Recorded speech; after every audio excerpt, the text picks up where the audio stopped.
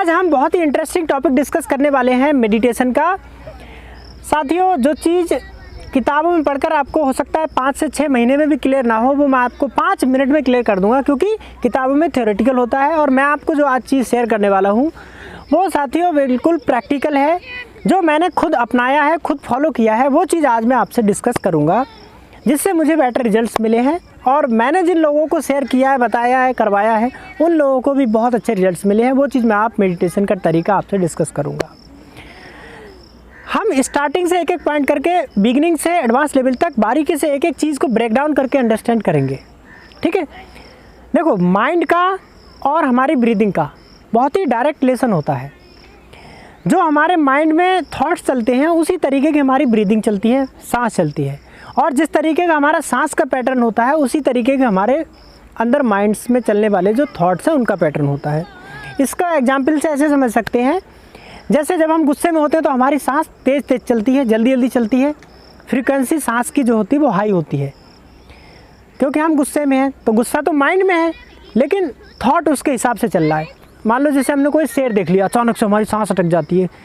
शेर तो आंखों से देखा, लेकिन सांस क्यों अटक गई? क्योंकि जो हमारे थॉट है ना, हमने शेर देखा और माइंड में थॉट आया, और उस थॉट की वजह से सांस को सिग्नल गया और सांस उसी पैटर्न में शिफ्ट हो गई। इसीलिए कहते हैं कि सांस अटक गई। मतलब क्या कि हमारे माइंड में चलने वाले थॉट्स और हमारी ब्रीदिंग, हमारी सांस, इन दोनों का डायरेक्ट कनेक्शन है। इतनी बात क्लियर हुई।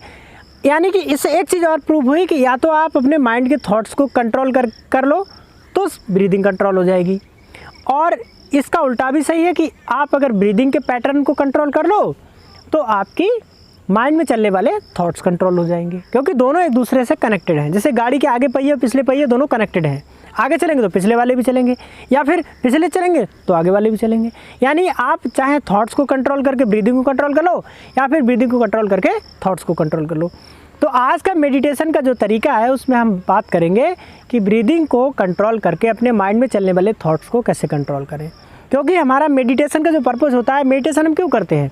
Over stress, anxiety, tension, depression, hypertension problem जो माइंड के लेवल पर है, उस चीज़ को दूर करने के लिए मेडिटेशन करते हैं। यानी मेडिटेशन का जो पर्पस है वो क्या है कि अपने माइंड को एटलीस्ट 5 से 10 मिनट के लिए स्विच ऑफ करना। यानी माइंड में कोई थॉट नहीं आए, माइंड में zero thought, no thought mind में आए। 5 से 10 मिनट के लिए कोई थॉट नहीं आना चाहिए। ये हमारा पर्पस होता है मेडिटेशन का। तो आज हम डिस्कस करेंगे कि ऐसा हम ब्रीदिंग को कंट्रोल करके कैसे करेंगे। देखिए, माइंड जो है हमारा, माइंड की एक प्रॉपर्टी है कि वो कुछ ना कुछ सोचता रहेगा। कुछ ना कुछ माइंड में चलता रहेगा। आप कहीं बैठे हुए हो तब भी कुछ ना कुछ चलता रहेगा, किसी के साथ घूम रहे हो तब भी कुछ ना कुछ चलता रहेगा, खाना खा रहे हो तब भी कुछ ना कुछ चलता रहेगा, कोई काम कर रहे हो तब भी कुछ ना कुछ चलता रहेगा। तो आपका माइंड की प्रॉपर्टी है कि वो कुछ ना कुछ सोचेगा ही। उसको आप सोचने के लिए रोक नहीं सकते हो। कि मतलब आप ऐसा नहीं कि आप कहीं समुद्र किनारे खड़े हो और आप सोचो कि आपके माइंड में कोई थॉट नहीं आए, ऐसा नहीं हो सकता। आपको उसको दूसरी जगह दूसरे काम पे लगा दो। उसका क्या तरीका है, वही आज हम डिस्कस करने वाले हैं। बहुत ही इंटरेस्टिंग पॉइंट है, और ये जो मैं आपसे बोलने वाला हूँ, यही इस पूरे वीडियो का कोर पार्ट है। हमारी ब्रीदिंग चलती है, आराम से बैठ जाइए, पालती मार के जैसे बैठते हैं। मेडिटेशन की जो हमारी पोजीशन होती है उस तरीके से बैठ जाइए, आंखें बंद करके। और सांस अंदर जा रही है और सांस बाहर आ रही है। ठीक है, तो अंदर जाए तो आप सांस के साथ अंदर चले जाओ, और जब बाहर आए तो सांस के साथ बाहर आ जाओ। जब सांस दोबारा अंदर जाए तो आप अंदर चले जाओ, और दोबारा सांस बाहर आए तो आप बाहर आ जाओ। देखो, जब सांस चलती है ना, अंदर जाती है बाहर आती है, तो बॉडी के लेवल पे कुछ ना कुछ चेंजेस होते हैं। कुछ ना कुछ बहुत माइक्रो लेवल पे, बहुत छोटे छोटे लेवल पे सिग्नल्स बॉडी में जनरेट होते हैं। वो हमारी पकड़ में नहीं आते, इसलिए हम ये कह सकते हैं कि नहीं होते, लेकिन होते हैं। बहुत ही माइन्यूट लेवल पे होते हैं। हालांकि उन सिग्नल्स के चक्कर में हमें नहीं पड़ना है, बस हमें अपनी ब्रीदिंग पे फोकस करना है। कुछ पकड़ने की कोशिश करोगे तो अगेन थॉट आ जाएगा, क्योंकि कोशिश भी तो एक थॉट के लेवल पे होगी।